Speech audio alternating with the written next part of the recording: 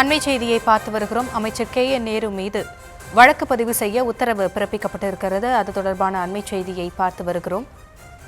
லஞ்ச ஒழிப்புத்துறைக்கு அமலாக்கத்துறை கடிதம் எழுதியிருந்த நிலையில் இந்த உத்தரவு பிறப்பிக்கப்பட்டிருக்கிறது. அமலாக்கத்துறை போதுமான ஆதாரங்களை சமர்ப்பித்துள்ளதால் சட்டப்படி நடவடிக்கை எடுக்க வேண்டும் என்று ஆணை பிறப்பிக்கப்பட்டிருக்கிறது. விவரங்களோடு இணைகிறார் நம்முடைய செய்தியாளர் ரேவதி. விவரங்களை வழங்கலாம். வணக்கம். தமிழக நகராட்சி நிர்வாகத்துறையில் பணி நியமனங்களுக்கு லஞ்சம் பெற்ற விவகாரம் தொடர்பாகவும் டெண்டர் ஒதுக்கீட்டில் நடந்த முறைகேடுகள் தொடர்பாகவும் வழக்கு பதிவு செய்ய கோரி அமலாக்கத்துறை சார்பில் தமிழக டிஜிபிக்கு கடிதம் அனுப்பப்பட்டிருந்தது.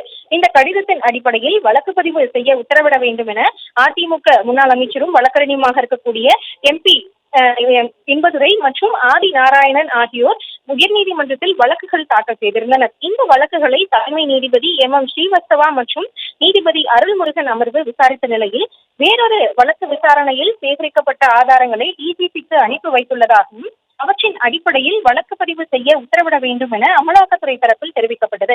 தமிழக அரசுத்துறை தரப்பில் அமலாக்கத்துறையின் கடிதம் அரசுக்கு அனுப்பி வைக்கப்பட்டு லஞ்ச ஒழிப்புத்துறையினர் விசாரணைக்கு உத்தரவிடப்பட்டுள்ளதாக தெரிவிக்கப்பட்டிருக்கக்கூடிய நிலையில் இந்த வழக்கை விசாரித்த நீதிபதிகள் நகராட்சி நிர்வாகத்துறை நியமன முறைகேடு, டெண்டர் முறைகேடு தொடர்பாக அமலாக்கத்துறை வழங்கிய ஆதாரங்களில் முகாந்திரம் உள்ளது என்பதால் அதன் அடிப்படையில் வழக்கு பதிவு செய்ய லஞ்ச ஒழிப்புத்துறைக்கு உத்தரவு பிறப்பிக்கப்பட்டிருக்கிறது.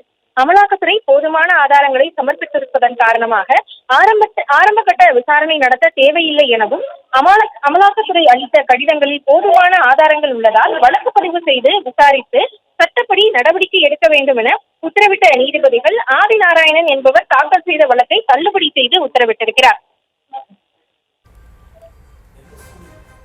விவரங்களுக்கு நன்றி ரேவதி.